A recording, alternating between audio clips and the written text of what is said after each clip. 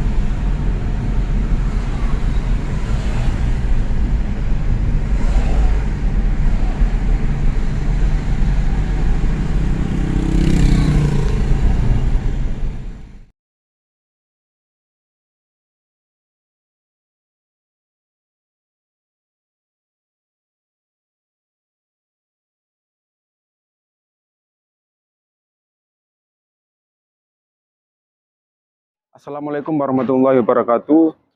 Masih bersama kami di channel YouTube Eksklusif Muda. Kami sekarang ada di areal makam Mbah Sunan Ampel. Kita mau bukan ziarah, kita mau sowan dulu ke Mbah Sunan Ampel. Mengapa harus Mbah Sunan Ampel dulu? Ntar ada penjelasannya. Penjelasannya akan dibawakan oleh saudara saya, Pak Toro Tar. Oke guys, ikuti channel kami. Yuk sekarang kita mau sowan dulu. Silakan ikuti kami.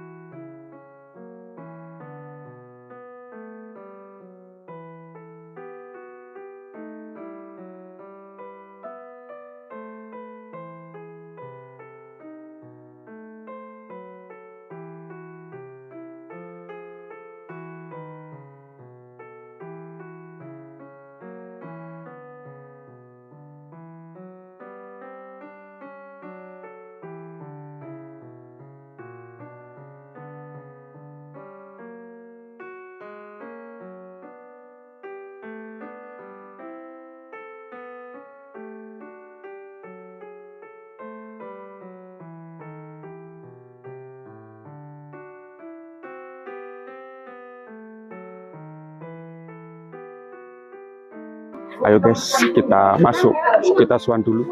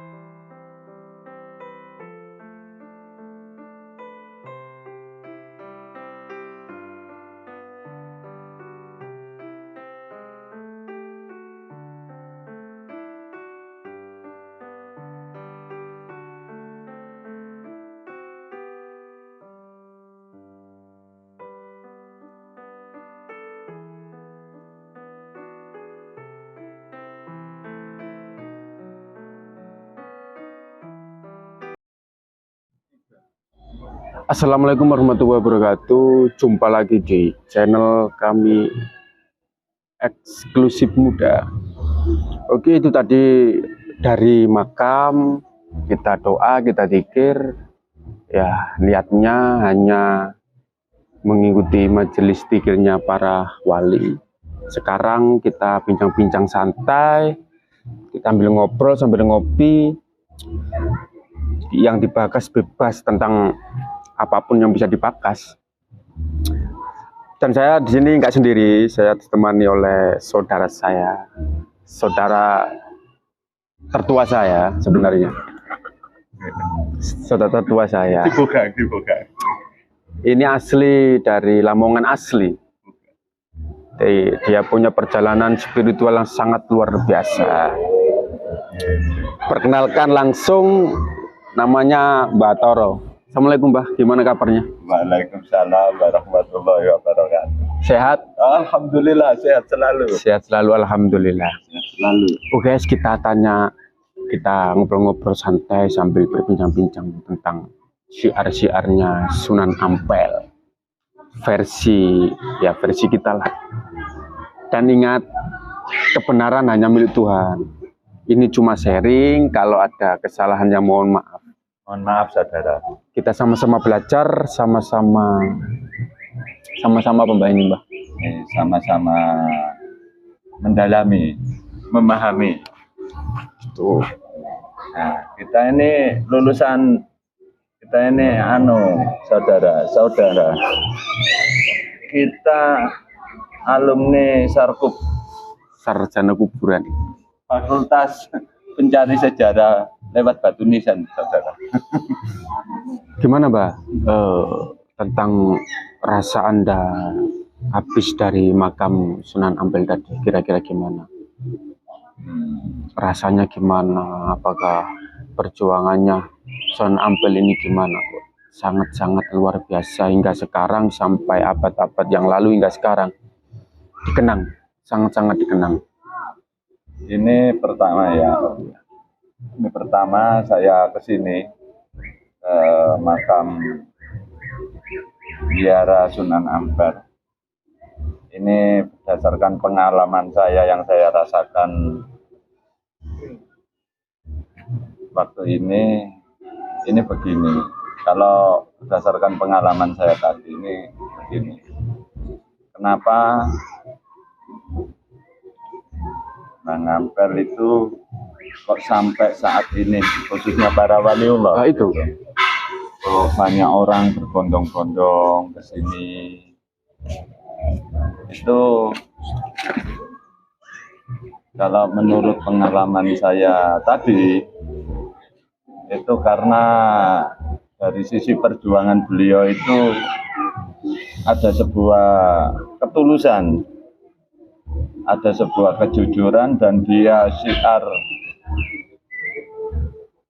melalui dakwah beliau itu tanpa ada sebuah, gimana ya kalau kita bicara, kalau saat ini itu pada dasarnya banyak yang pakai embel-embel. ini kan salah satu wali yang ternama. Ya. Kadang gini, kenapa kita ini yang secara umumnya ya banyak yang mengawali ya para wali, kenapa pertama kok harus ke makam Sunan Ampel? Iya, Nah, itu yang kadang menjadi pertanyaan selama ini. Oke Mbak, ini pertanyaan yang menjadi dilema bagi para peziarah.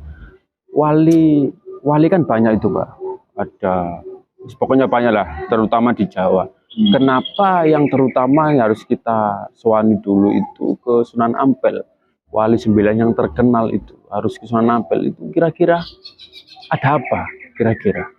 Ini masalahnya ini sebenarnya saya juga bingung, tapi berhubung ini kita topik pembicaraan pada hari ini, kenapa kok harus didahulukan Sunan Ampel lah. Sunan Ampel? Itu. Nah ini mungkin menurut ya, versi jenengan itu gimana? Mungkin menurut versi jenengan secara pribadi Anda perjalanan secara spiritual itu gimana menurut Anda, menurut rasa Anda? Kalau Kira-kira. dulu saya itu cuman ngikuti alurnya hati aja ya Gus ya. Itu maksudnya gini, saya dulu yang nggak tahu awalnya harus dari mana, tapi seiring berjalannya waktu itu gini, banyak kadang kalau berziarah ke Waliwong harus ke Sunan Ampel. Kenapa? Ampel dulu. Kenapa Nah, itu? itu. Nah, Filosofi dari, mohon maaf ya, filosofi dari Sunan Ampel sendiri kan, kenapa harus Ampel? Nah, Kira-kira apa itu? Kan mengandung filosofi yang sangat-sangat luar biasa. luar biasa. Itu saya cari pendalaman. Kadang apa sih Ampel itu? Lah, Yang dimaksud itu. Ampel itu. Nah, kadang gini, yang kebanyakan orang nggak tahu itu Ampel itu apa. Apakah nama julukan ataukah nama marga atau gimana? itu sebuah kiasan. Itu kalau menurut saya pribadi, Ampel itu julukan. Julukan berbentuk pesan yang sifatnya itu kalau Jawanya itu sanepa. Sanepo ya. Oh. Sanepa. Jadi apa sih Simbol, Ampel? simbol. Nah, Mungkin gitu ya, ya. mungkin seperti itu. Ampel itu ada maknanya. Nah, itu untuk memahami Ampel itu nggak bisa lewat sebuah apa ya kita lihat lewat pikiran, itu harus kita mendalami secara rasa juga gitu loh, pendalaman secara rohani ya. Kita harus, kadang kita mencari itu aja nggak cukup 1 hari 2 hari, kadang itu sampai berbulan-bulan untuk mencari makna Ampel itu. Betul. Nah, akhirnya aku dalami secara rasa, kenapa kita harus pertama ke Ngampel, Bang Ampel dulu. Oh ternyata Ampel. Ampel itu ini menurut pengalaman saya loh, kebenarannya pun itu belum tentu benar. Ini kan cuman ini ya menambah wawasan atau sharing wawasan. Ampel itu jadi kita melakukan segala sesuatu itu kita harus apel. Nah, apel itu kita harus absen, laporan. Iya. Kalau menurut saya dari kata-kata Ampel itu.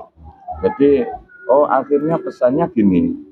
Kenapa dari tetua-tetua para sesepuh selalu bilang ke Ngampel dulu, baru kamu melanjutkan ke ziarah ke makam berikutnya.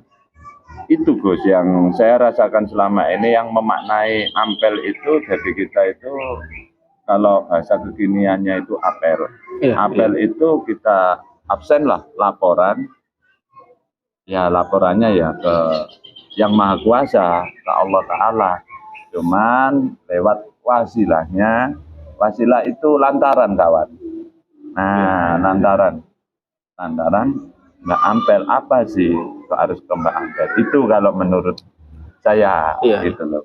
Emang perjalanan saya selama sangat-sangat menarik sekali, karena semua para wali punya julukan semua. Kan begitu, sangat-sangat menarik. Terus begini, Bang. Kira-kira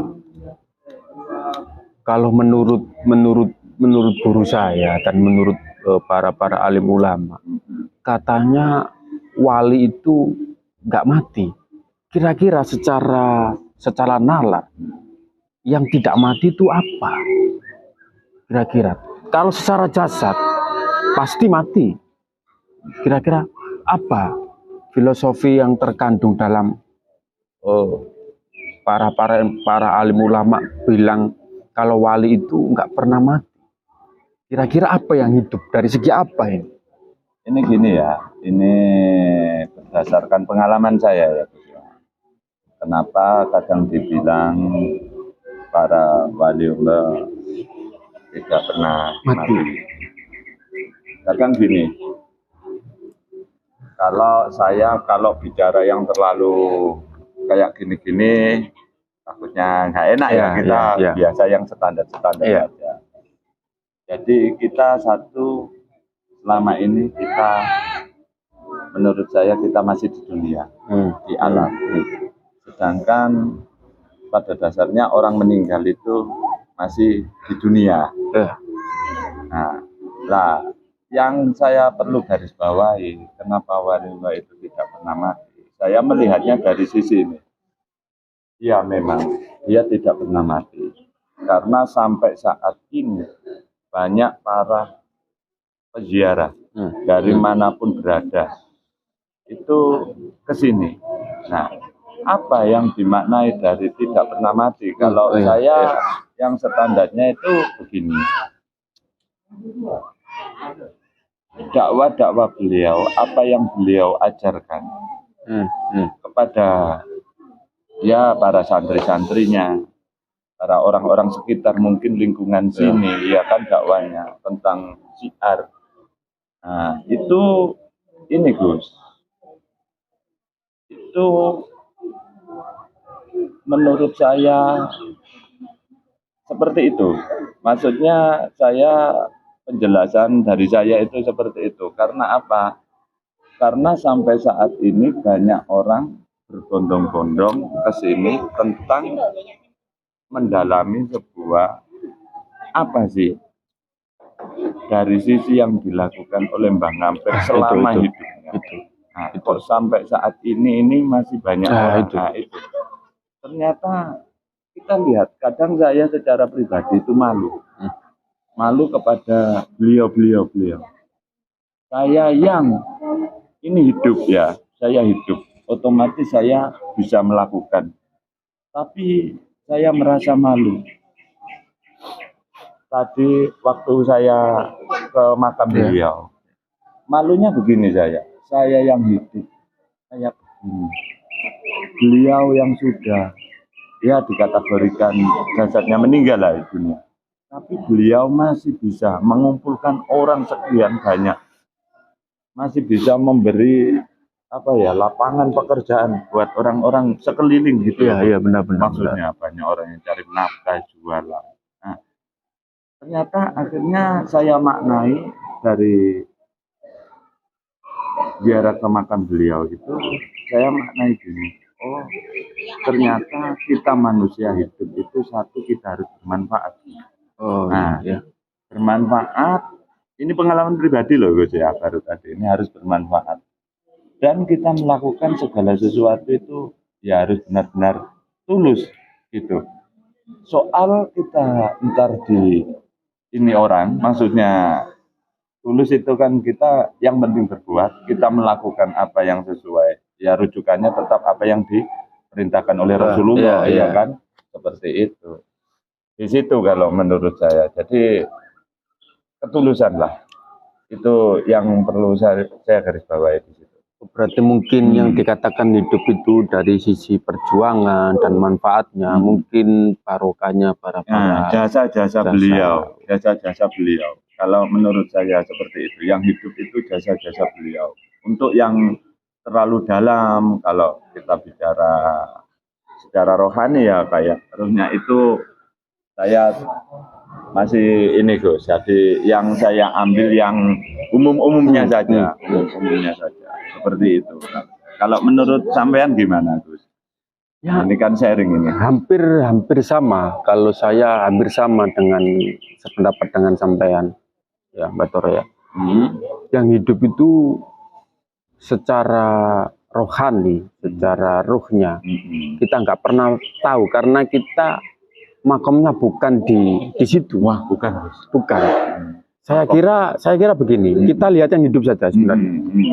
Berarti kenapa wali tak pernah mati?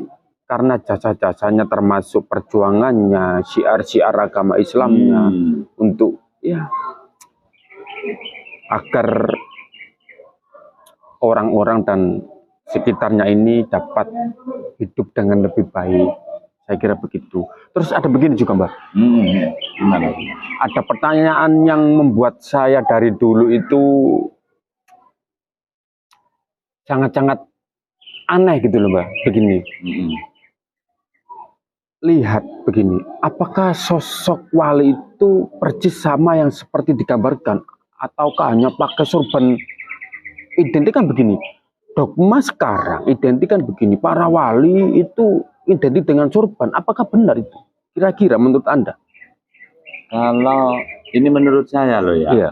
untuk kebenarannya ya enggak, wong ini hanya berdasarkan pengalaman ya. Saya pribadi, saya tidak membenarkan apa yang saya alami itu benar adanya, tidak yang saya rasakan. Kalau menurut saya sih enggak seperti itu juga. Karena gini, para waliullah, khususnya Mbak Ampel, di mana di situ beliau itu juga penerus para Rasul, iya kan? Ajaran Al ulama warasatul anbiya. Iya, itu pewaris para nabi. Kalau menurut saya rasa beliau itu sangat bijak. Jadi dia bisa menempatkan di mana cara dia berpakaian. Jadi maksudnya gini, dia tidak harus bersuban. Begitu. Jadi di mana dia dikala berdakwah atau mengajar para santrinya, mungkin dia itu memakai surban, Bos. Itu kalau menurut saya. Dikala mengajar atau dikala dia beribadah. Siar maksudnya dakwah di kalangan santri. Gitu. Tapi kalau untuk dia kesehariannya, untuk ke masyarakat, maksudnya masyarakat awam yang biasa-biasa, saya rasa dia juga berpakaian biasa. Layaknya orang biasa. Kita kan hanya cuma sharing. Agar begini loh, Mbak. Agar dogma-dogma yang dahulu, dogma-dogma yang orang Jawa atau orang-orang sekarang gagal paham, akhirnya akan mengerti. Begitu loh. Dari bahwasanya orang baik, orang alim itu tidak hanya dilihat dari penampilan. Kebanyakan dogma sekarang kan orang dikatakan baik itu dari segi penampilan. Kan enggak juga kalau menurut saya. Itu iya. Kan kalau saya menilainya gini, dari orang, makanya saya belajar ke para waliullah ini ya. Saya resapi secara rasa itu. Jadi kita untuk memahami orang baik dan tidaknya itu, saya tidak berfokus pada pakaian. Gitu. Jadi saya rujukannya kembali lagi kepada baginda Rasul. Soalnya baginda Rasul itu apa yang ditekankan beliau, apa yang diwariskan beliau sampai saat ini itu akhlakul karim. Jadi buat saya itu akhlak, perilaku. Itu kalau saya, walaupun seperti apa dia berpakaian, walaupun surban, walaupun jenggot atau kayak apa, tapi kalau akhlaknya itu tidak ada, maksudnya akhlaknya itu ya perilakunya lah ya, perilakunya. Akhlak itu kan dua, Gus. Akhlak itu berbaik sama manusia dan secara akidahnya kan berbaik sama Allah, maksudnya kan gitu, sama Tuhan. Itu seperti itu, Gus. Kalau menurut saya. Jadi lebih suka apa ya, akhlak kalau saya. Makanya itu kan begini, kalau wali dulu kan untuk menyebarkan agama Islam ke tanah Jawa ini kan, kalau konteks dari Islam sendiri kan tidak ada paksaan, kan begitu, Pak? Mungkin para wali dulu berdakwahnya ini sangat luar biasa. Kira-kira beliau bisa membaur kepada masyarakat yang notabene ini masyarakat yang awam lah. Iya. Begitu. Untuk menghilangkan dogma-dogma itu kan banyak, Mbak, ngakunya ahli spiritual, tapi sukanya dengan bisik-bisikan, dengan wujud-wujud, kan banyak yang dikir, terus banyak yang cirakat, didatangi Sunan Kalijogo kayak Sunan itu, kira-kira itu bagaimana, Mbak? Katanya begini, kalau orang spiritual, masa konteksnya hanya di sosok saja. Sedangkan para wali dulu kan gak begitu. Gimana itu? Kalau saya ya masalah penyampaian. Kalau para waliullah itu beliau itu sangat-sangat bijak dalam syiar itu. Maksudnya itu bijak itu gini.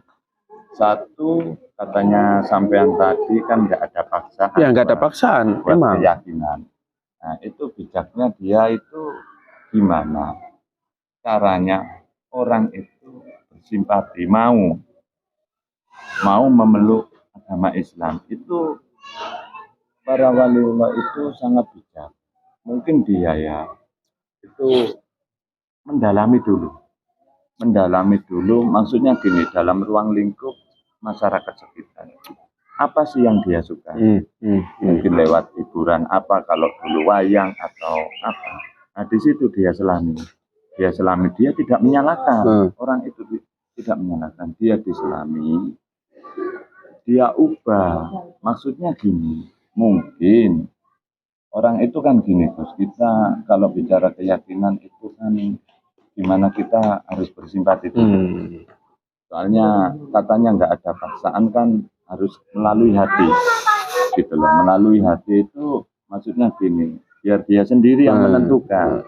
Cuman kita harus memberikan sebuah contoh ya, mungkin lewat hiburan itu secara mungkin ya dulu awalnya seperti apa, mungkin konsepnya lewat kayak apa ya, hiburan gini, tapi dia arahkan ya diselingi lah dikit-dikit. Maksudnya gini, diselingi dikit-dikit mungkin kalimat-kalimat, nah, kalimat-kalimat tauhid atau apa gitu. Nah kadang gini, ada yang berkonsep gini, di situ dulu orang suka wayang, main wayang, suka nonton wayang. Di situ beliau mungkin para waliullah itu membuat sebuah pagelaran wayang kulit. Nah di situ semua bebas menonton ke situ. Cuman ada satu, kalau sekarang itu passwordnya, kalau sekarang itu bayar karcis lah, karcisnya itu bayar apa? Itu syahadat Gus. Nah itu sopo sing gelem wayang monggo, sedoyo monggo ningali wayang, tapi syaratnya kudu syahadat. Riyin. Di situ Gus. Nah di situ itu dia cuman mengajari syahadat. Untuk kelanjutannya itu memang benar sih. Di situ harus pendalaman dulu tentang sebuah syahadat. Itu. Jadi kita masuk Islam itu maksudnya dengan syahadat itu apa sih? Nah kok harus itu dulu. Nah itu loh. Maksudnya konsep-konsep beliau itu sangat bijak. Kalau saat ini kan enggak, harus gini, kamu harus gini. Maksudnya tidak memahami. Nah kita manusia itu kan beda. Kalau kita ukur secara diri kita pribadi ya, mungkin saya ini orang kusuk misalnya. Kamu harus seperti saya. Kamu kalau nggak seperti saya salah. Nah kalau beliau kan tidak. Jadi tidak memaksakan kehendak berarti. Jadi cuman dikasih clue sedikit. Maksudnya saat ini harus melewati ini. Nah akhirnya ntar beliau mengajarkan tentang pendalaman tentang syahadat itu tadi. Nah gitu. Berarti poin pertama yang harus dibenahi adalah keyakinan itu sebenarnya. Itu kan begitu.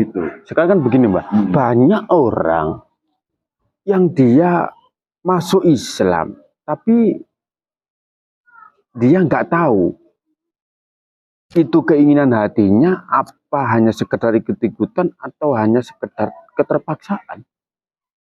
Sekarang kan banyak orang yang beriman tapi yang munafik itu sebenarnya. Karena gini, di dalam iman, Islam, ihsan. Tapi yang di situ kan ada yang namanya takwa. Nah, kalau ketakwaannya, takwa itu yang seperti apa? Kalau ketakwaannya nggak ada, bisa dikatakan orang itu beriman? Nah, itu kan gini. Nah, permasalahannya saat ini itu memahami Islam itu ya banyak dari kita itu kan Islam turunan. Islam turunan. Jadi kita hanya mengikuti Islam seperti ini, sholat, zakat itu kan itu harus, cuman untuk pendalaman yang lebih dalam tentang sebuah keyakinan. tentang Islam itu yang kadang kita sering-sering meremehkan. Meremehkan maksudnya kadang kita sama orang-orang yang mu'alaf kadang kita kan malu. Malunya gini, maksudnya tentang ayat suci Al-Quran aja itu jelas-jelas petunjuk ya kan. Sumbernya petunjuk kan ayat suci Al-Quran. Nah, itu kan di situ. Itu aja kita pendalaman tentang ayat suci itu kita itu sering-sering bahkan jarang lah Gus. Jarang. Nah, kadang di situ kadang kita gini. Makna la ilaha illallah aja kalau secara umumnya kan tiada Tuhan Selain Allah, secara bahasa emang secara begitu. bahasa gitu. Padahal kita di situ kan sudah jelas kalau sudah meyakini tiada Tuhan selain Allah. Kadang kita manusia itu di saat kita ada kesusahan atau tentang permasalahan itu, kadang kita itu enggak bertawakkul dulu enggak meminta dulu kepada Allah. Kadang ada yang di benak kita ini solusinya ke manusia dulu. Kadang dengan suatu keadaan mungkin kita dalam kesulitan ekonomi, kadang kita larinya ya gitu. Kalau kita dalami tentang syahadat, sebenarnya itu kan salah Gus. Kalau syahadat ya, kalau salahnya ya salah, kurang ya nggak tepat lah. Kita ingkar terhadap apa yang kita ucapkan lewat syahadat itu. Kalau saya rasa gitu. Makanya kan gini, peganglah syahadatmu. Nah, kalau di situ dalamilah atas keyakinan yang ada di dalam hatimu. Nah, di situ kan sudah jelas la ilaha illallah, asyhadu an la ilaha illallah, Muhammadur Rasulullah. Tiada Tuhan selain Allah dan Nabiullah Muhammad adalah utusan Allah. Jelas.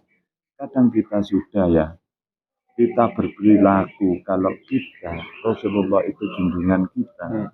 Secara berperilaku aja sekarang ragus. Sekarang sesama Islam aja sudah saling olok-mengolok, bahkan mengkafir-kafirkan, itu sudah jelas.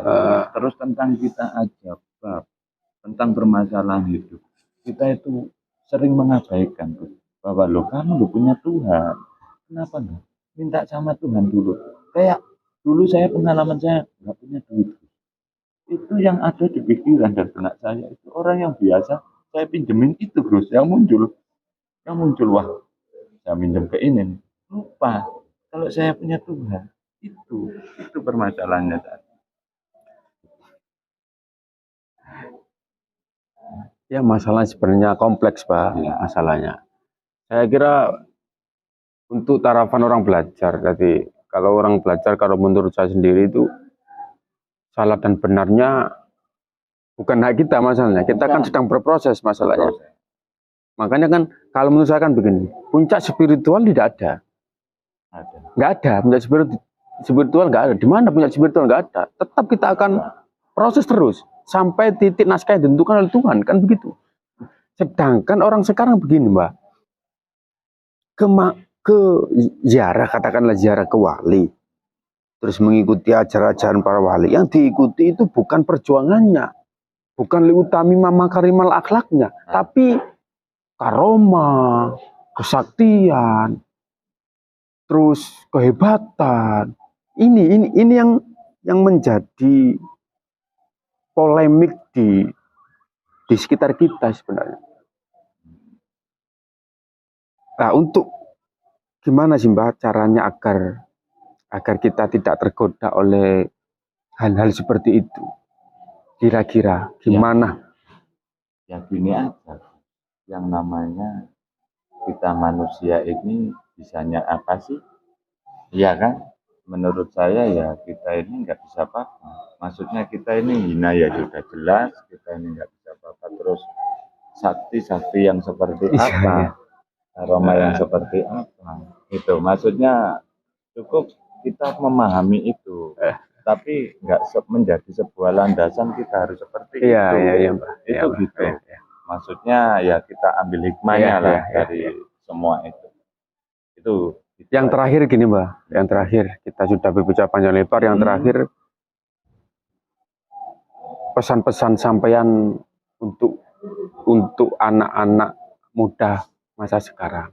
Pesan sampaian gimana? Kira-kira untuk daun-daun muda, tunas-tunas muda yang sekarang menjalani zaman yang yang Yahudi yang luar biasa, harus gimana? Apakah harus secara spiritual juga? Apakah gimana itu? Kalau kita bicara pesan ya buat Pesan. anak sekarang, kalau buat untuk Pesan. spiritual itu kan itu kembali lagi kepada orangnya ya, Gus. Iya. Maksudnya gini, yakinilah, pelajarilah, pahamilah apa yang sudah menjadi keyakinan. Kalau kau beragama Islam, jadilah seorang Muslim yang sesuai dengan apa yang diajarkan oleh baginda Rasul. Itu seperti itu. Khususnya akhlak. Akhlak itu yang harus ditata. Ya diperbaiki lah. Belajar terus dan terus. Ya, terima kasih Mbak. Terima kasih atas penyampaian tadi. Terima kasih. Kita ambil banyak hikmah dari sini. Oke, masih tetap di channel kami. Channel yang moga-moga bermanfaat bagi kita semua. Amin ya rabbal alamin, ya Mbak. Ya. Oke guys, kita tutup sini dulu. Kita akan lanjut di part yang kedua. Tetap di channel YouTube kami, apa Mbak? Eksklusif Muda. Assalamualaikum warahmatullahi wabarakatuh. Salam, salam, salam. Rahayu.